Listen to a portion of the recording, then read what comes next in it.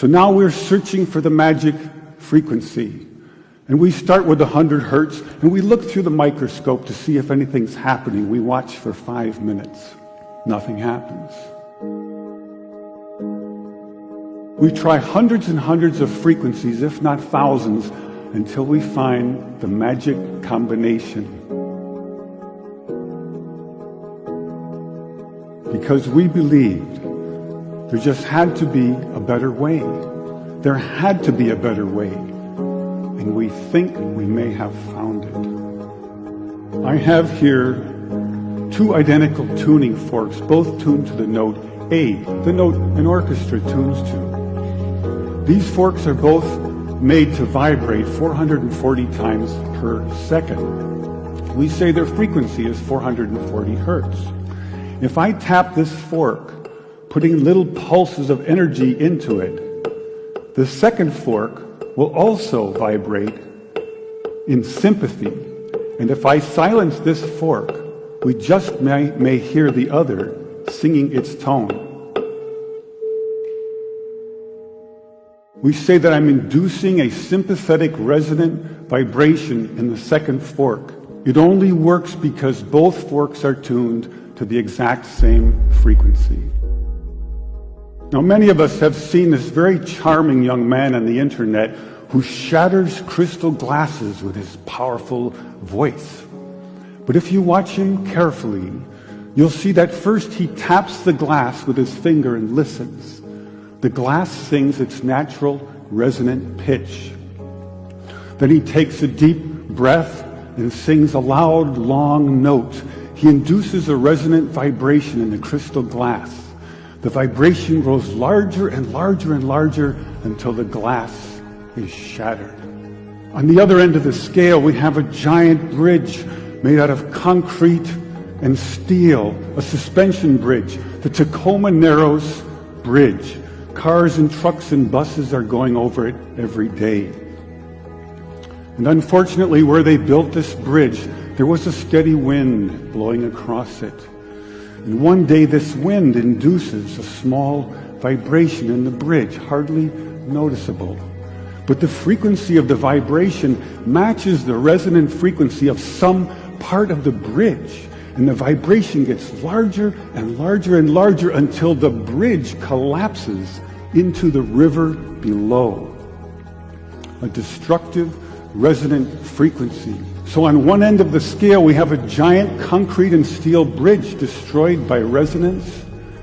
And on the other, we have a small crystal glass shattered.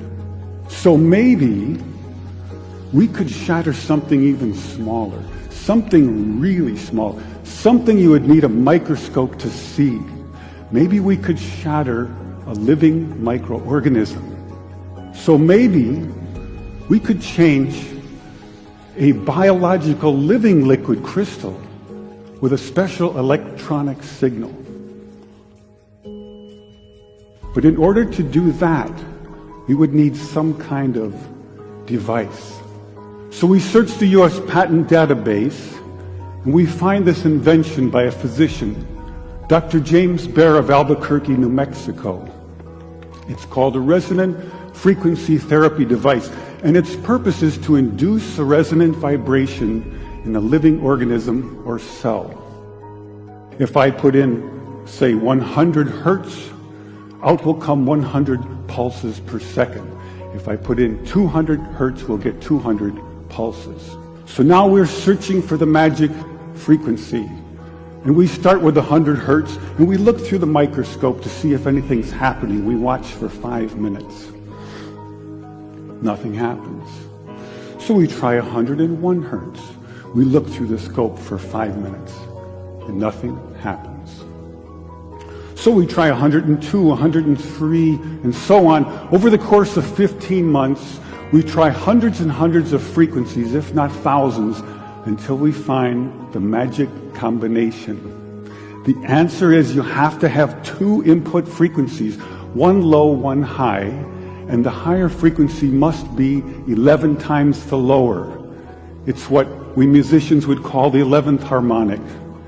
And when we add the 11th harmonic, we begin to shatter microorganisms like a crystal glass.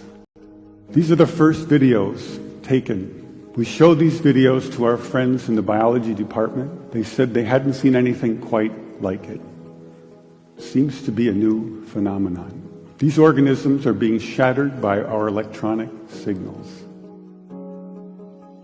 We now know that cancer is vulnerable between the frequencies of 100,000 hertz and 300,000 hertz. So now we attack leukemia cells. Leukemia cell number 1 tries to grow a copy of itself, but the new cell is shattered into dozens of fragments and scattered across the slide. Leukemia cell number 2 then hyperinflates and also dies. Leukemia cell number 3 then tries to make another cancer cell. The new cell is shattered and the original cell dies.